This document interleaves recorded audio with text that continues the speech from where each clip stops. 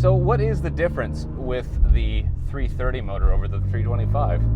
Well, see, the difficult part for me to describe this to you is that I installed this motor with headers on it already.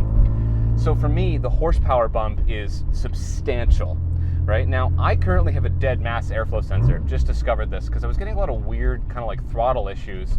And as it turns out, it was just my MAF is going, right? I just unplugged it and the car runs fine. Not as well as it could with the MAF, obviously, but you get the idea.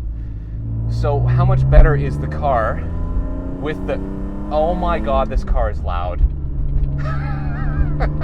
Oh my Lord. I hope you can hear anything that I'm saying, pretty much. Pontiac just cut me off. I just got into driving my Camaro press car, which, yeah, it's a lot quieter than this is. Anyway, so the difference. There's way more torque, okay? Obviously, I went from a 325 with 190 horsepower to a 330 with headers. So I already gained, what is it, like 30 horsepower for the 330 plus maybe 15 extra horsepower for the headers. I haven't done a tune or anything for the intake and headers, so this is just, all I did was reflash the ECU to work with because I used my 325 DME, and I reflashed it for the 330. So, sorry for all the race car noises, everybody. Oh my Lord. Yeah, there's way more torque. You notice it the most in fourth gear, okay? Because that's where the 325 would start to fall off a little bit. But now I have quite a substantial amount of pull all the way up into fifth gear. Now I have shorter gearing too. I've got a 3.46 diff. And yeah, I can definitely tell you that with all these things together, first gear is borderline useless at this point. Like, truthfully, borderline completely useless. I can pull away in second easily. I've got more than enough torque. Now, for those of you that are considering doing an engine swap from a 325 to a 330, I have driven a stock 330 several times. Actually, some of you guys that watch met me at the track one day and like, hey, do you want to drive my car? And I was like, duh, obviously, of course, I wouldn't want to drive a BMW. So I drove your car, and I compared that in my brain directly to my stock 325 because I remember it very well. It's my first real special car. And the difference between just the M54 B30 and the M54 B25 is it's not massive, but I'd say personally that it's worth looking for the 330.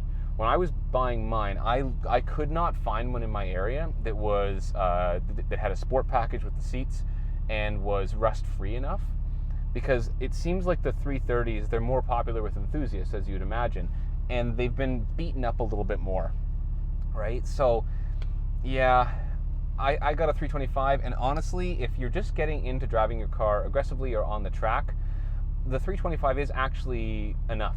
It really is. If you do a few mods here and there, maybe even toss some headers on your 325, you'll be more than satisfied, because the chassis in the BMW E46 is still very, very good. With a few basic suspension mods, you can still have a lot of fun at the track.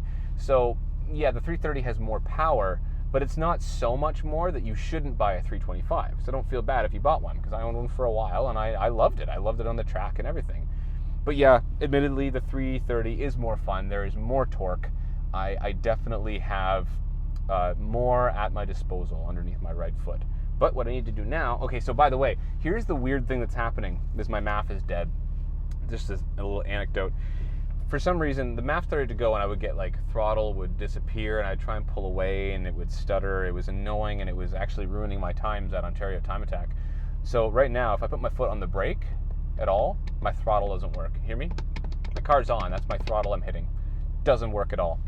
So apparently from my reading, I talked to some people on E46 Fanatics. If you're one of those people, thanks for helping me out, because I didn't know what was going on. It's something to do with something in the computer. The MAF is dead, so it kills the throttle when the brake is applied. Some sort of a safety issue, I believe. Yeah. So I got to get a new mass airflow sensor. I bought one from a junk. If you watched Road to Time Attack, you might remember that when we did the engine swap last minute, I literally just ran to a junkyard and I pulled a MAF off of a 330 that was sitting dead in the junkyard. Literally, the MAF was outside. So it worked kind of for a little while, and now it's dead. I got it for $30, so I don't care. I think I'm going to go to locally. We've got GermanParts.ca. they seem to have a pretty good price on. Do you know how much a mass airflow sensor is from BMW? $850. $850 for mass airflow sensor. Process that for a minute. Process that with me. $850. I can almost buy an entire E46 for $850. One part. So no, I'm not going to buy it from the dealership. Lots of things are important to buy from the dealership.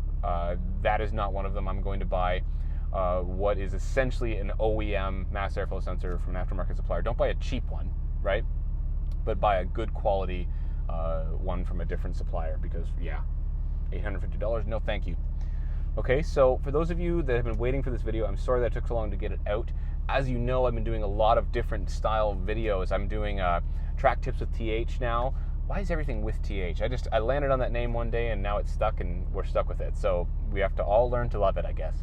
But yeah, so track tips with TH is actually going to be hopefully very helpful for you guys getting into driving on the track, because it's going to cover everything from how to drift, that video I will put right here, to how to heel toe. Do you need to heel toe? I'm going to talk about controlling oversteer, fixing understeer, steering inputs, using your vision on the track, just little things to help you out, right?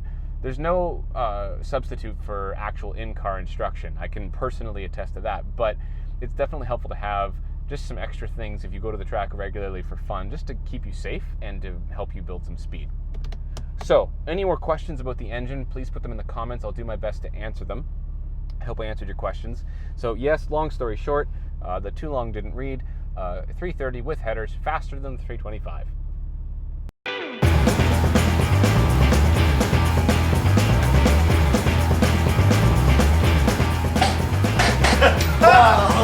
Just a little bit of a hit. Edit that out, edit that out. Whoa! Oh! Take two. And then here again, steer the outside edge of the